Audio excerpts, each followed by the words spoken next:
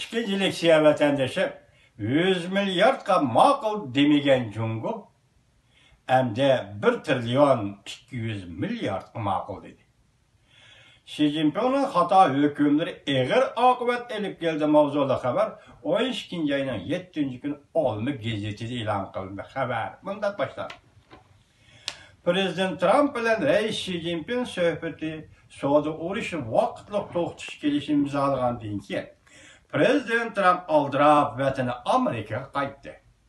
Reis Xi Jinping bolsa Janubi Amerika'da kalıp avval Argentina'nı resmi ziyaret kıldı. Tabii ki salafat mağlup bolgan bolsa mı lekin özünü yenip algıcı kıyafetini görse. Yani pul keçişe başladı. Argentina 20 milyard 700 milyon dolar çaşkan bolsa Panama 10 milyard 500 milyon dolar taştı. İki devlet başları söhbeti de galiba mağlubiyetini bilmekçe bolsanız Argentina'daki Amerika Koşmuş Ştatlarından Jungo oturusu iki devlet başlarının galiba mağlubiyetini bilmekçe bolsanız iki devlet ilan kılgan haberlerden bir işkeni bileyleysiz. İki devlet söhbetinden keyin her iki taraf öz aldığı bayanat ilan kıldı. Jungo'nun zuvanı bolgan matbuatlar mındaq dedi. Jungo Amerika iki devlet öz ara tamoyda beje koyuşta toxtattı. Söhbetleştik köpeyt, barlık qo'shimcha tamoydan bejini bekar qilishni qo'lga keltirmoqchi bo'ldi. Biroq xabarning konkret mazmuni kam edi. Eng muhimi 90 kunlik suhbat muhlati agar suhbat mag'lub bo'lsa, yana hasilab bosh qo'yish shartini Jungo matbuoti texmi tilg'imi olmadi. Ya'ni Amerika tarafidan nima va'da berganligini eg'izga olmadi. Şinhuaşiya işki bazar ve halkının ihtiyacı asasen import qilishni kengaytimiz dedi. Lekin Amerikadan zor miqdorda Amerika mahsulotlarini import qilamiz degan gapni eg'izga olmadi. Buning aksi Amerika e'lon qilgan mazmunlar tafsili va konkret bo'ldi. Aqsaray mundaq ko'rsat. Jungo Amerikadan zo'r miqdorda yezi egilik mahsulotlari, energiya va sanoat mahsulotlarini import qilib bo'ldi.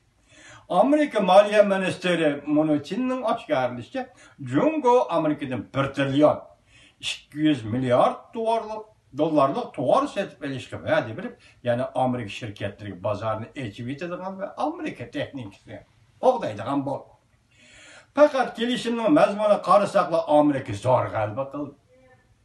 Bu yıl 5. ayda Amerika Jungo savdo urushi vaqtliq to'xtatish kelishimi imzolagan edi. Shu chaqda Amerika Jungo 200 milyard dollarlık Amerika tovarını setip aldığan bo'ldi deb ko'rsatgan. Savdo urushi boshlangan 3. ayda Jungo'nun söhbet vakilisi Liuxi Washington kelib Amerika taraf o'tirib qo'ygan talab shu bo'lgan ediki, Jungo tadbir qo'llanib qizil raqamni 100 milyard dollar chamasiga tushirish bo'lgan Jungo'ning siyosat belgilash qatlamidagi millatchilar demig'ini qaqib Prezident Trump osmon bilak baho qo'ydi deb hisoblagan edi. Jungo'ning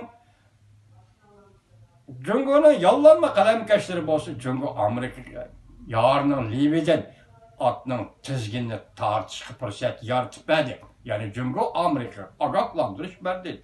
Amerika bu fursatni qadrlashni biladi deyishdi.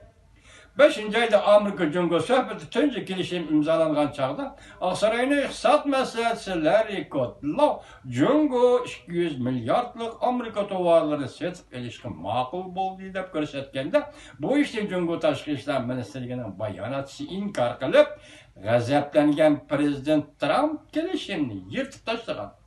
Shuning bilan savdo urushi rasmiy boshlangan edi.